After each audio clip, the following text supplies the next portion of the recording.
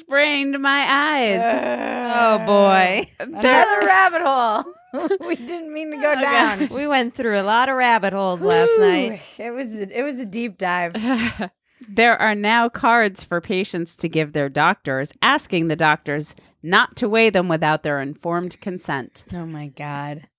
Not even your doctor can fat shame you with science anymore. This is outrageous. Dave was saying they're going to start bringing these to the carnival. You don't get to guess my weight. It makes me uncomfortable. Now give me that fluffy, plushy toy. I win. I think it's funny, too, that it's like you give them a card. Please don't ask me my weight. And the doctor's like, but it's for your insulin. We need to know what dose to give you. I don't care. I'll lose my toes. My toes aren't worth I it. can't see them anyway.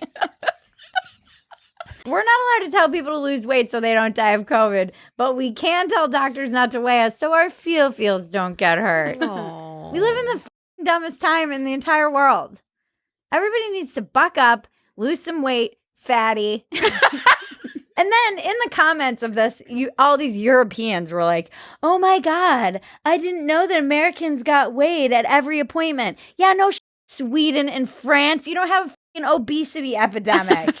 You're not a bunch of fatties running around everywhere. Like, you would have probably everybody getting weighed too if like 70% of your population was morbidly obese. Those numbers probably aren't right.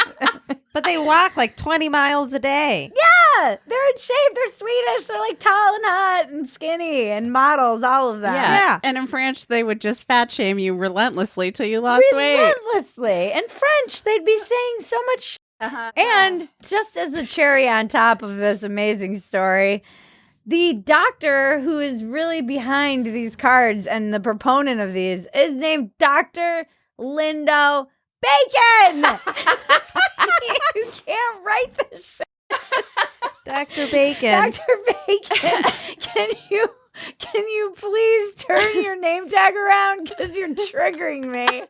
I can't stop drooling.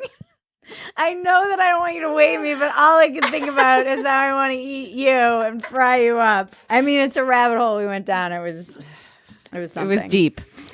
All right. I recommend you go down it as well if you need a laugh. 007 producer Barbara Broccoli says the future Bond could be non-binary. Oh, I hope they have Barbara Broccoli assassinated.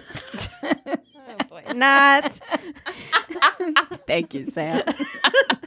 I just love that the non-binary 007 is going to be like, I'll have a dry martini, shaken and stirred.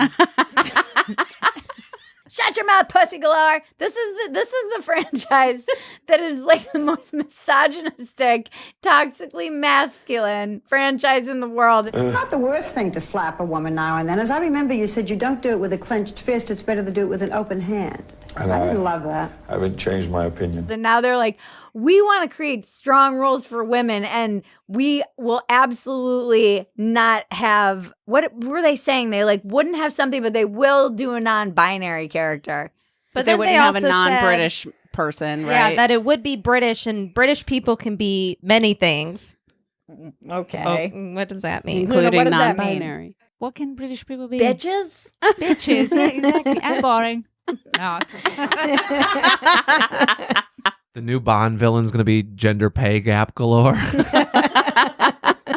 Just let us have our toxic masculinity. It never hurt anyone. Not. We're on fire today. Woo! It's going to be a hell of an unedited. Hey, if you want to join us at the unedited party, you can. It's been one hell of an episode, and you've missed some pretty inappropriate shit that is behind the paywall at PHETASY.com.